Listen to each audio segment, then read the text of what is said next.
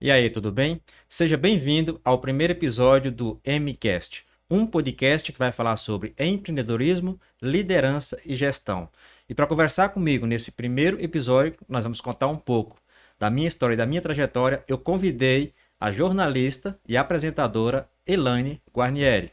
Olá, Elaine, como é que você está? Tudo bem? Oi, Márcio, tudo jóia? Eu tô muito feliz de poder estar aqui nesse primeiro episódio para contar um pouquinho da sua história, que é uma história linda, né? Uma carreira de muito sucesso e que eu tenho certeza que vai inspirar o pessoal.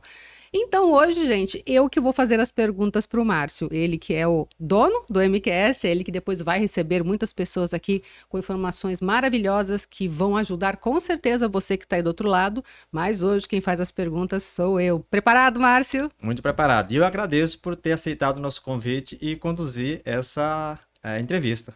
Eu que agradeço também, Márcio. Vamos lá então, ó. Vamos começar contando a sua história. Pelo sotaque, a gente já percebe que você não é do Paraná, né? Não, não, eu sou natural do estado do Pará, da cidade de Altamira, mas já vai fazer 95, 2024, 29 anos que eu estou no Paraná. E como é que era o Márcio pequenininho lá no Pará?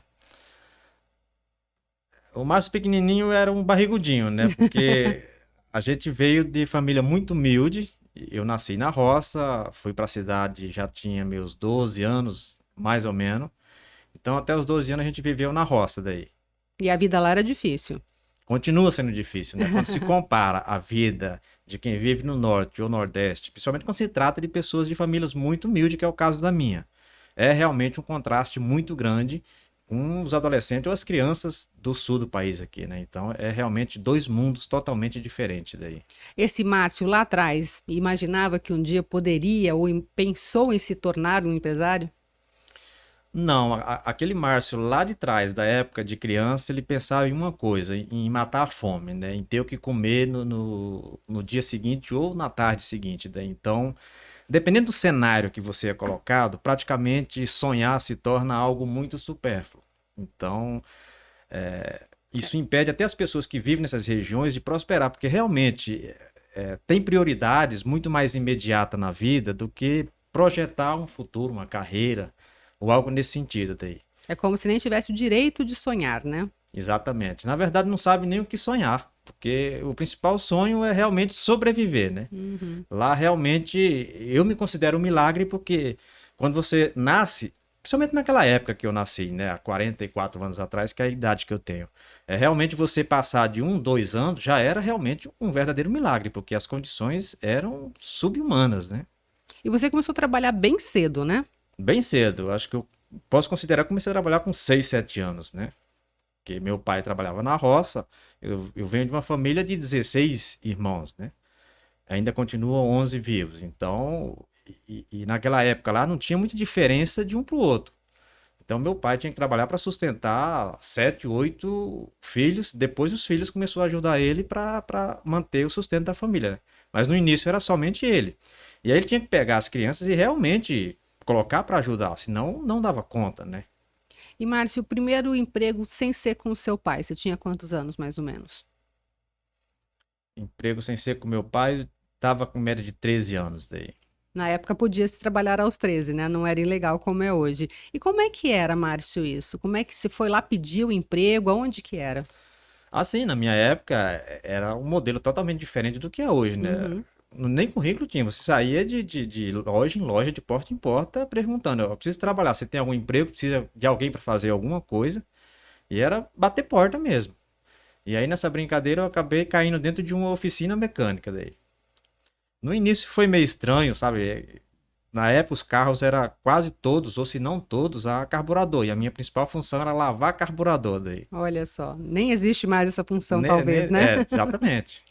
E aí, depois da oficina, você trabalhou aonde? Aí eu fui trabalhar numa farmácia. Farmácia eu fiquei mais ou menos 2 anos, que foi quando eu mudei aqui para o Paraná daí. E o que é que te fez vir para o Paraná?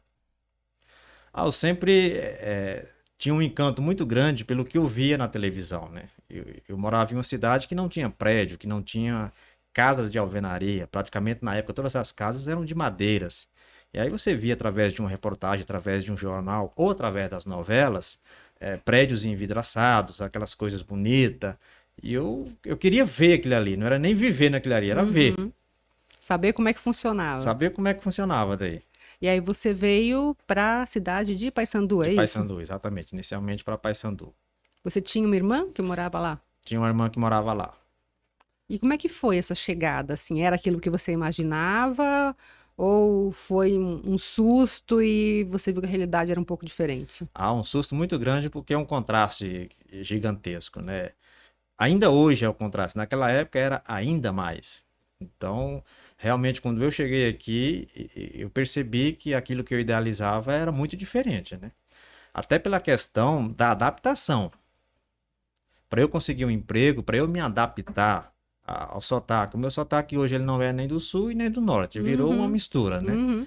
Mas quem é natural de lá mesmo tem até um vocabulário que as pessoas daqui não compreendem, entendeu? Você tem que ficar repetindo duas, três vezes, ou a maneira que se conhece alguma coisa é uma palavra diferente, entendeu? Então você pede uma coisa ou fala uma coisa e a pessoa realmente não entende o que você está falando daí.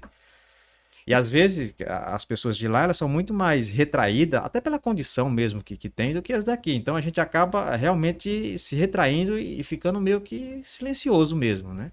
E você sofreu preconceito? Preconceito não, a gente sofre de que forma? Por exemplo, isolamento, vamos dizer assim, né? Que não deixa de ser um preconceito, né? Uhum. E foi difícil nesse momento para você? Pensou em voltar de novo para o norte? O que que passava na cabeça do Márcio nessa época? Não, nos primeiros 2 anos eu pensava em voltar praticamente todos os dias, né? Só que eu sou muito orgulhoso e eu não tinha coragem de ligar para minha família, ligar para o meu pai e pedir para ele comprar a passagem de volta. Porque para vir, fui eu que comprei, por conta e risco, né? Uhum. Então, eu acho que não seria justo eu pedir agora para eles mandar o dinheiro para eu voltar. Mas os primeiros 2 anos foi realmente adaptação à força daí. E o seu primeiro emprego aqui, como é que foi? Meu primeiro emprego aqui foi numa lanchonete. Trabalhando de garçom, trabalhando de chapeiro, fazia pastel, fritava pastel, atendia no balcão, fazia de tudo um pouco daí. E você fazia entregas nessa época também? Também, também. Fazia entregas também daí. E depois disso, o que que foi mudando na sua vida? Foi piorando. E aqui eu ainda tinha um lar que era a casa da minha irmã. Quando eu cheguei aqui, eu passei a morar com ela, né? Uhum. Mas aí eu, nas minhas aventuras, achei que Maringá era uma cidade pequena ainda para mim. E aí fui me aventurar em Curitiba, isso em 1999. E aí lá foi realmente onde eu tive as maiores dificuldades da minha vida, né? Porque eu fui para um lugar onde realmente eu não tinha absolutamente ninguém próximo de mim, em termos de grau de parentesco, né? E nem de amizade. Eu realmente desci na rodoviária e fui procurar a vida em Curitiba. Fora o clima, que era exatamente o contrário de onde você vivia antes, né? Sim, sim, totalmente oposto daí. E como é que foi esse desenrolar? Você chegou na rodoviária, o que que você fez? Qual foi o passo que você deu? Normalmente em Curitiba, em torno da rodoviária, tem muitos hotéis, né? Aqueles hotéis que realmente, dependendo da sua condição, você não passa nem na frente, né? Que, pelo menos eu morava em Curitiba, era conhecido como Treme-Treme. Que ao mesmo tempo que ele é um hotel, ele é um motel, né? Olha só. Então o apelido dos hotéis lá é Treme-Treme, os hotéis que são mistos daí. Aham. E realmente é um lugar muito insalubre, assim, pra você pernoitar, né? Uhum. Mas a minha opção, e pela condição que eu tinha, era dali pra rua. Você juntou um dinheirinho para ir para lá?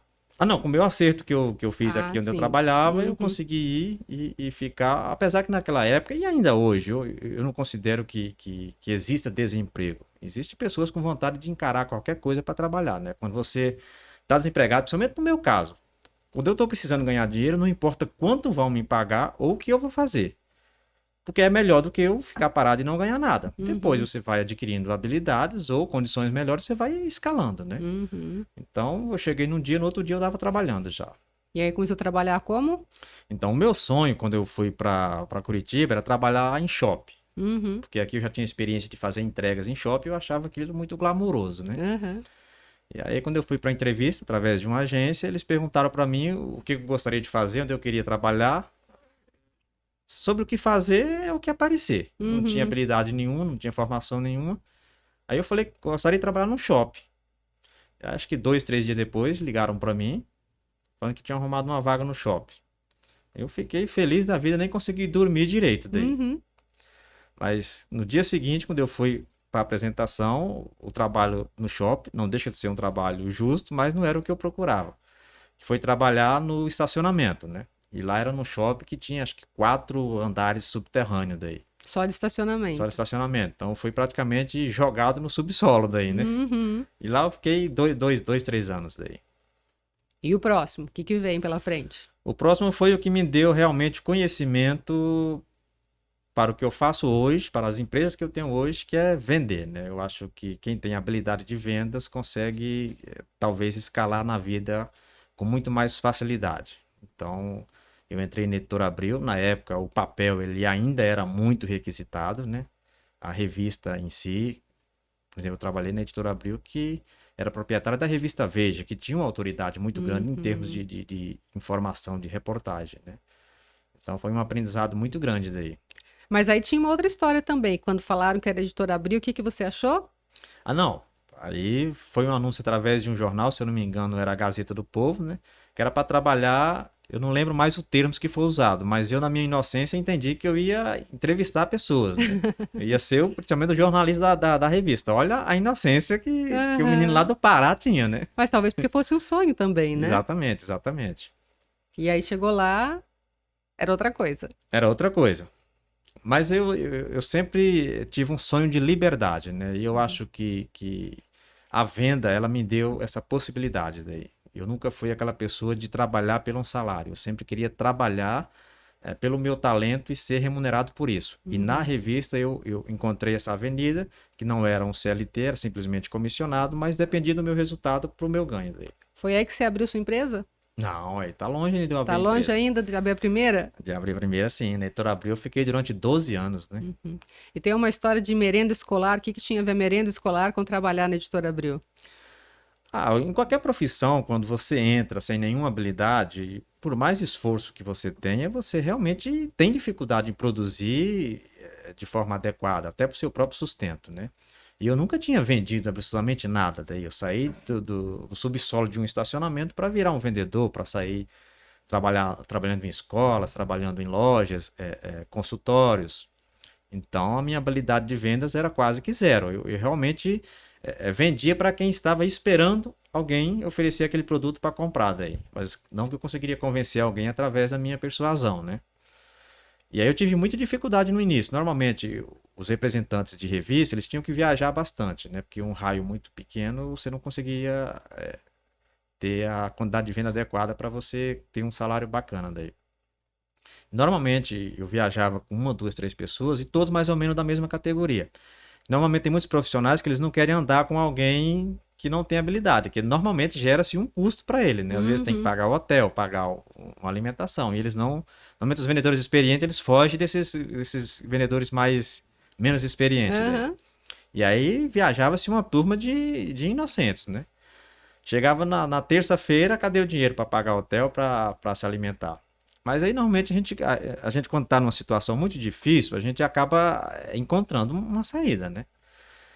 E a gente percebeu que, por exemplo, a gente trabalhava nas escolas no horário de intervalo, que a gente vendia os produtos para os professores, né? Uhum. E aí a gente sabe que no intervalo das escolas tem a sala dos professores onde é servido o café da manhã.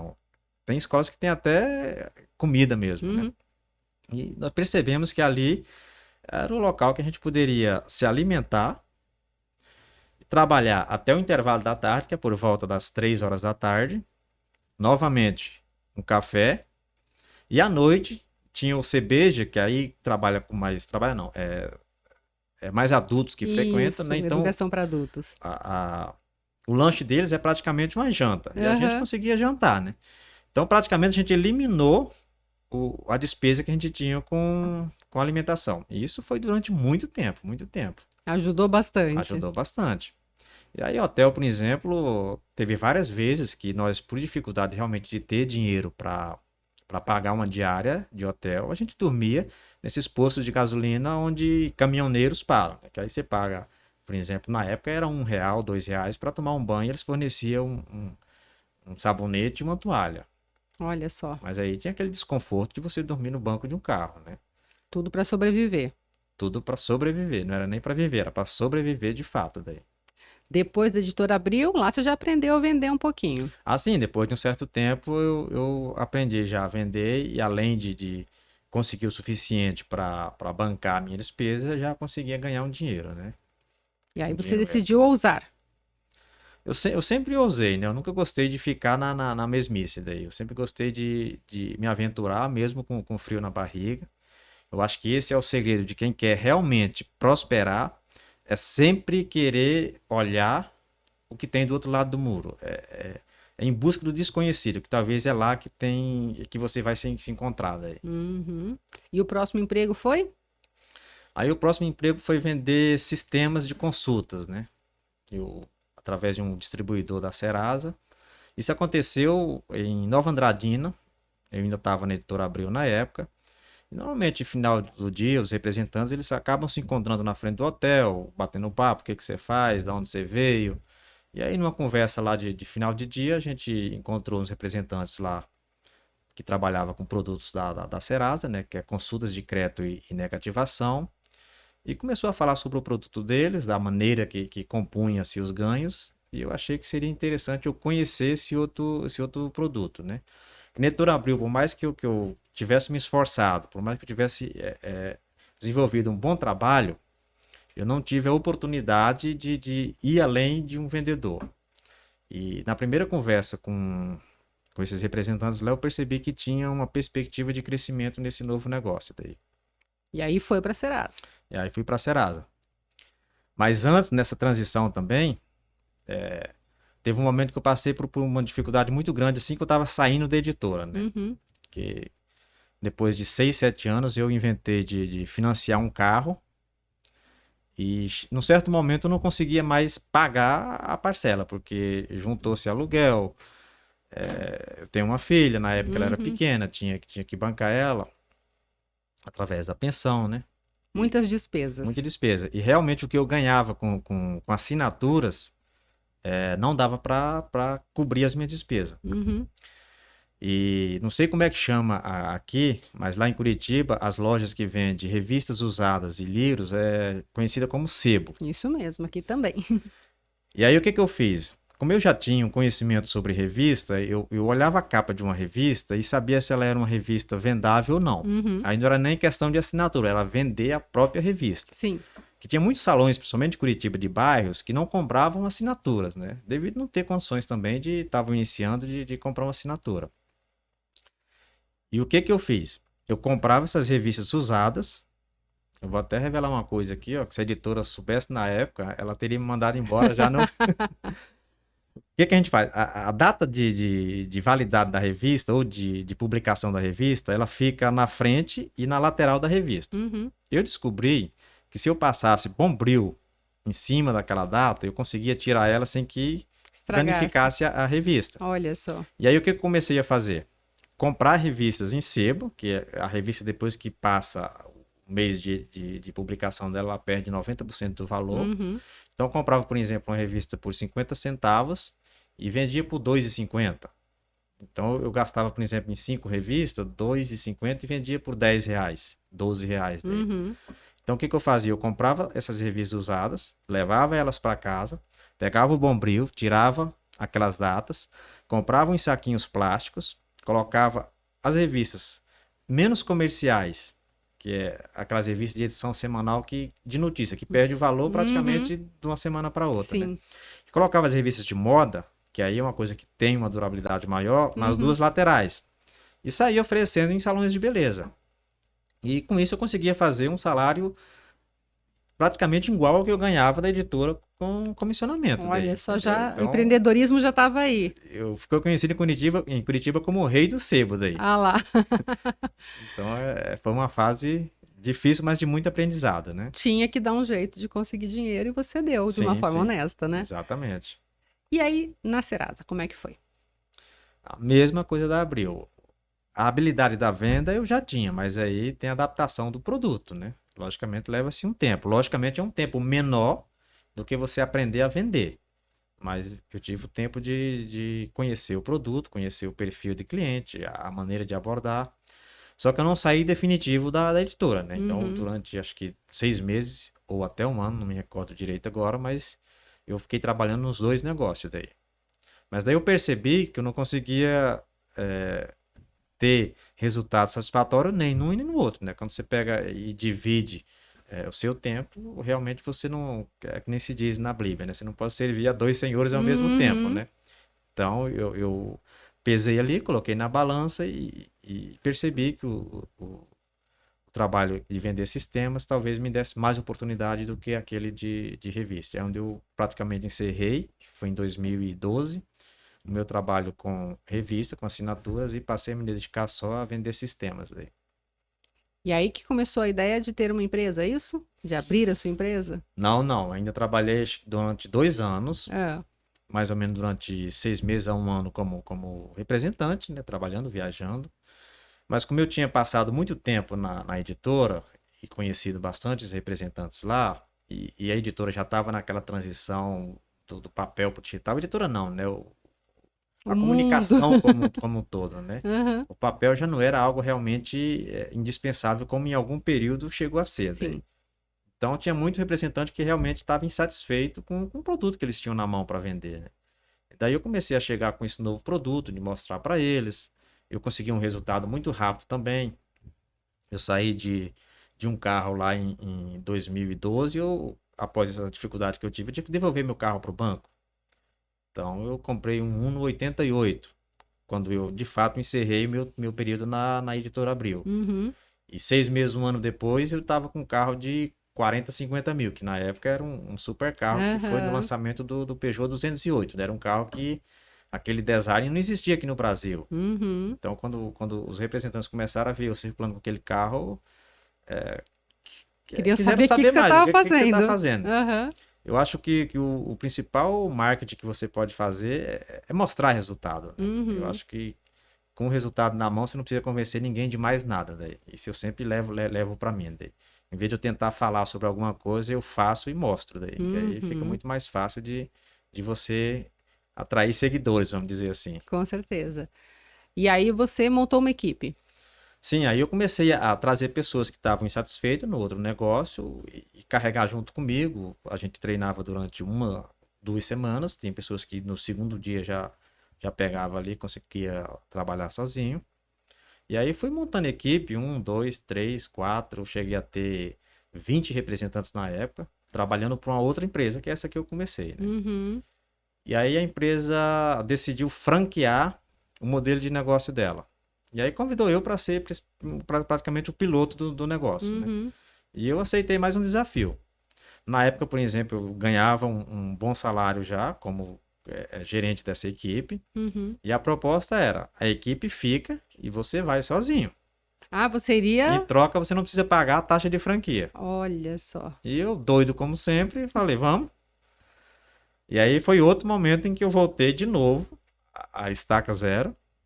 Na época eu tinha acumulado uma poupança de 30 mil reais e achei que com aquilo ali eu poderia voar.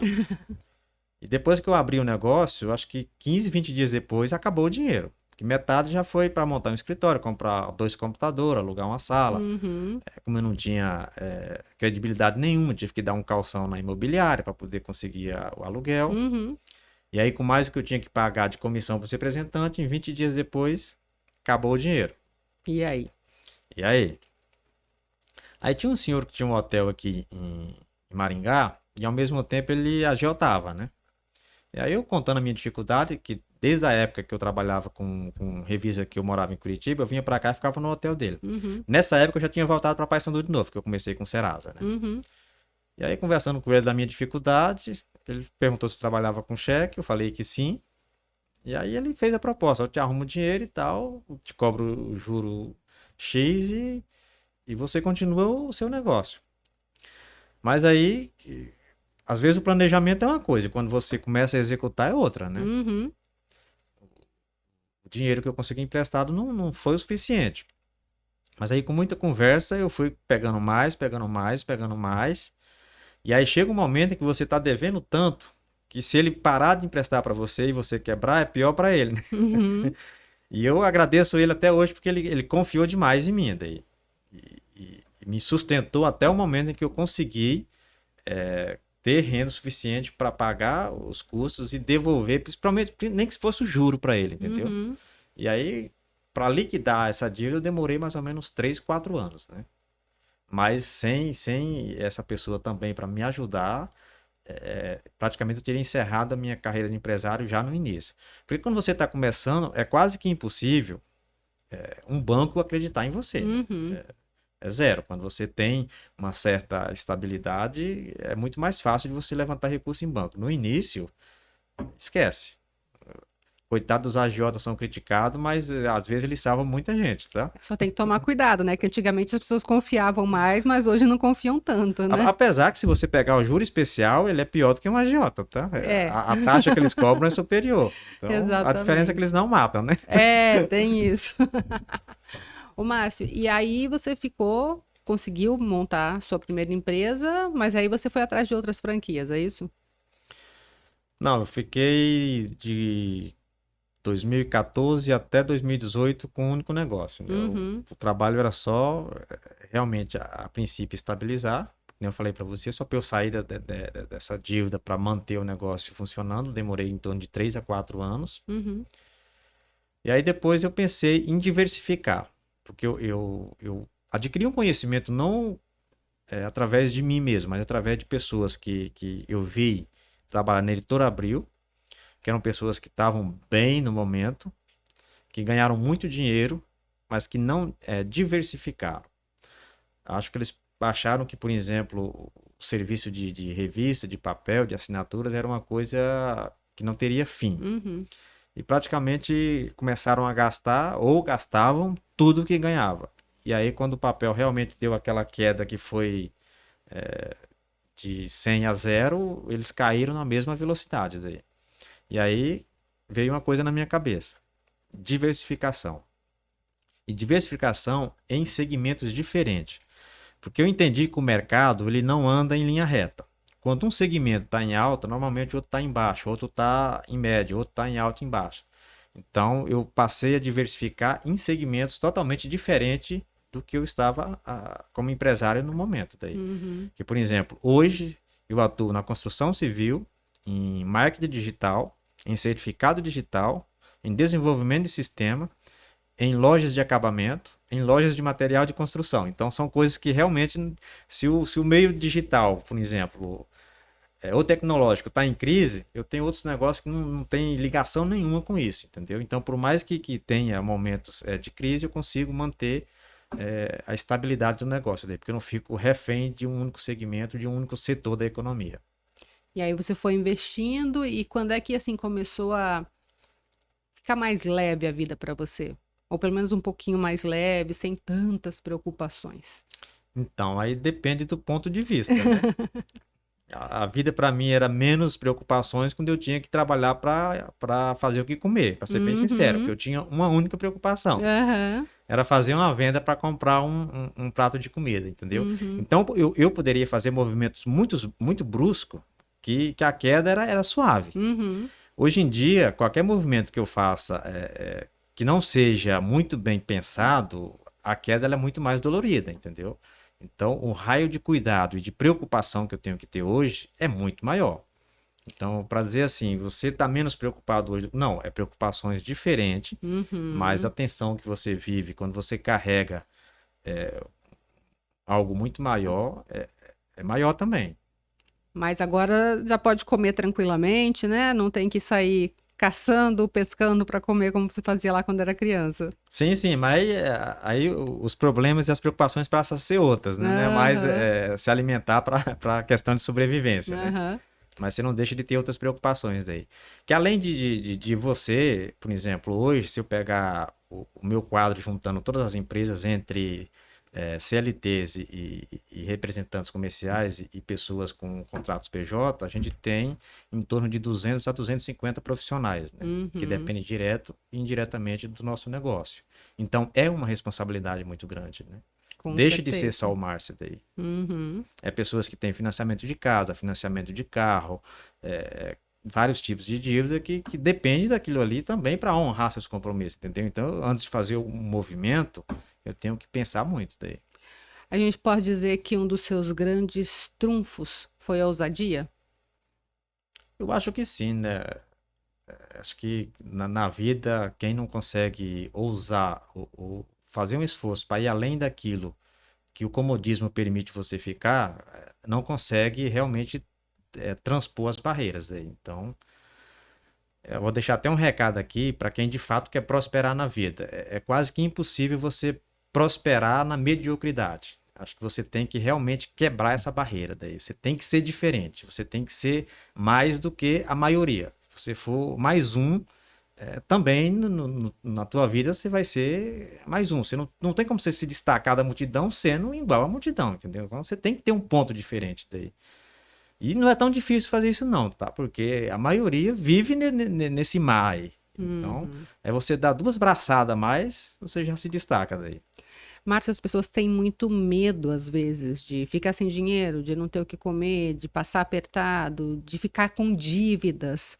O que que você diria para essas pessoas? Talvez isso tenha sido algo muito simples para mim, porque eu vivi a minha infância já nessas condições. Então, quando você tem um medo, mas você já viveu aquilo que causa medo em você, você sabe como é que é. Uhum. Então, o meu medo hoje é, se eu perder tudo, eu já sei como é que é. Não tem problema nenhum. Então, eu arrisco tudo também daí. E quem não tem essa vivência, esse conhecimento, ele realmente paralisa. Porque se eu perder tudo, eu tô, vamos dizer assim, lascado daí. Uhum. E eu já sei o que é ser lascado daí. Então, se eu perder tudo, eu penso assim, eu começo tudo de novo, mas eu não vou, o medo não vai me paralisar daí.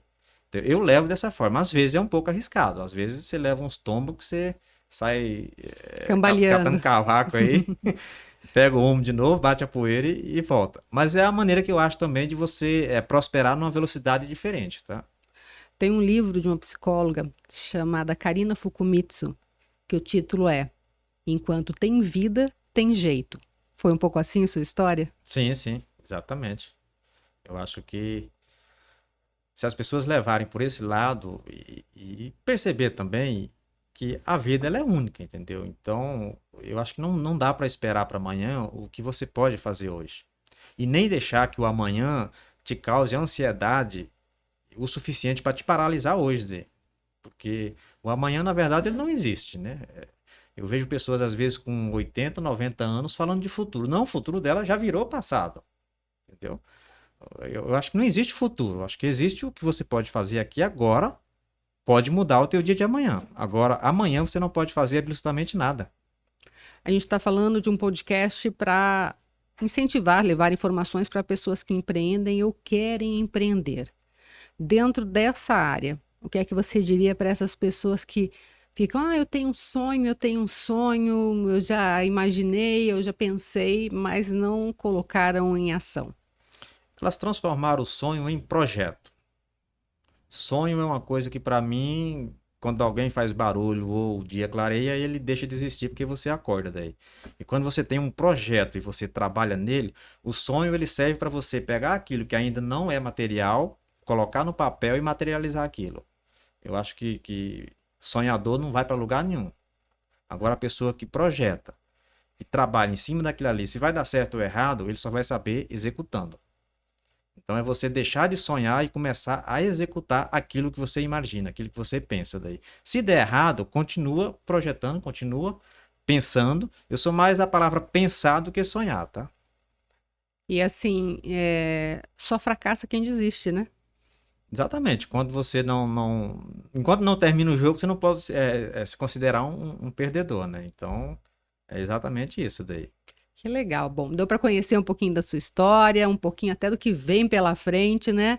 E você que está assistindo a gente, não deixe de acompanhar, né, Márcio? Sim, sim. Semanalmente a gente vai estar lançando um episódio. Vamos trazer aqui convidados que é do meio do empreendedorismo, da liderança, da gestão, que vai estar falando sobre a teoria, sobre aquilo que eles aprenderam e sobre aquilo que eles fazem dentro das empresas também.